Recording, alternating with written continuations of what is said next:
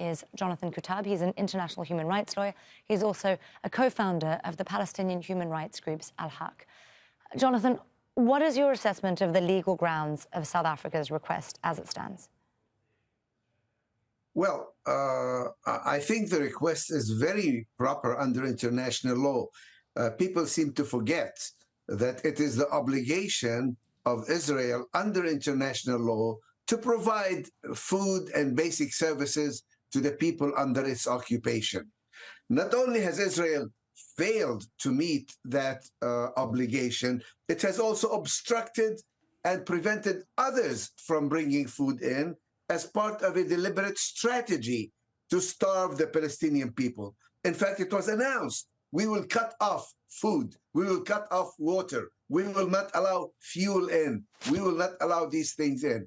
And then they started allowing it in a drip fashion. We will allow a few trucks here, we'll allow a few trucks there, but we will also control not only how much food comes in and what kind of food comes in, we also want to control who does the distribution and who safeguards these convoys. In the beginning, it was the regular police who would safeguard these convoys, but then Israel started targeting these police because they are in uniform, sometimes they are armed, so they consider them enemy combatants, members of Hamas, and they shoot them. Then after a while, the convoys have no protection to protect them once they come in. Israelis also determined that they will not allow the food to come in through the north. There's 300,000 people living in the northern half of the Gaza Strip, and Israel has control of all the borders and the crossings there. They don't allow any food to come in from the north. Instead, it has to come from the south after it is inspected by the Israelis. So by the time the food convoys, even the few that are allowed, by the time they enter, they have to feed the people on the way. So they're either attacked or that they are looted, or people who are hungry simply grab the food on the way.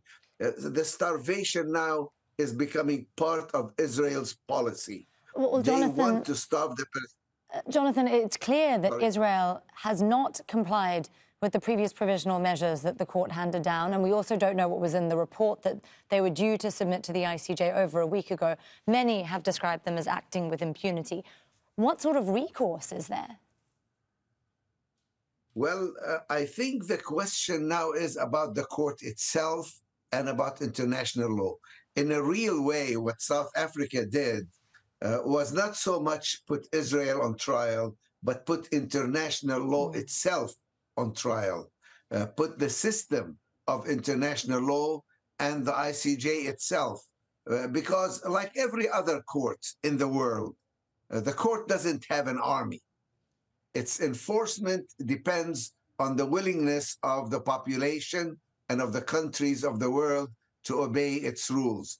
And when Israel acts with total and utter impunity, and nobody is bringing them to accountability, and the United States, of course, uses the veto to prevent the Security Council from enforcing international law, then international law itself becomes under question.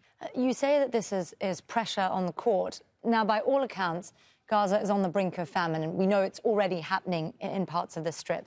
The ICJ case that we're talking about is potentially going to take years. So what sort of a difference would more provisional measures make if the court does grant them to South Africa? Is this then about ramping up diplomatic pressure too on Israel's allies? Is that where the difference lies? Yes, diplomatic and moral pressure. Because if the court speaks and speaks clearly, then it's on the countries of the world whether they are willing to respect international law or to allow Israel to act with impunity. I think it becomes more difficult for the United States. It becomes more difficult for countries, for example, countries which have cut off the aid to UNRWA, which is the only organization capable of distributing that food.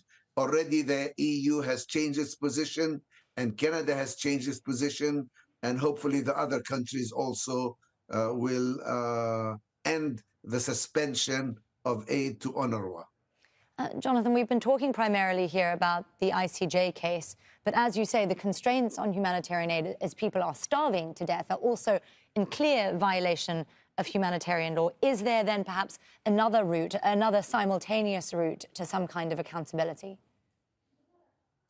Well, the only route that is available is the different countries of the world. At the United Nations, 3 times they already tried, and even a 4th time, and each time they were blocked by a U.S. veto. Already we are hearing some sounds from the American administration that they want a ceasefire, that they want food to be allowed in unimpeded, that more food should be allowed in. How serious they are, we will find out in the next few days. We will indeed, and we'll continue watching very closely indeed. Jonathan Kuttab there, an international human rights lawyer and also a co-founder of the Palestinian human rights group Al-Haq. Thank you for joining us on Al Jazeera. Thank you.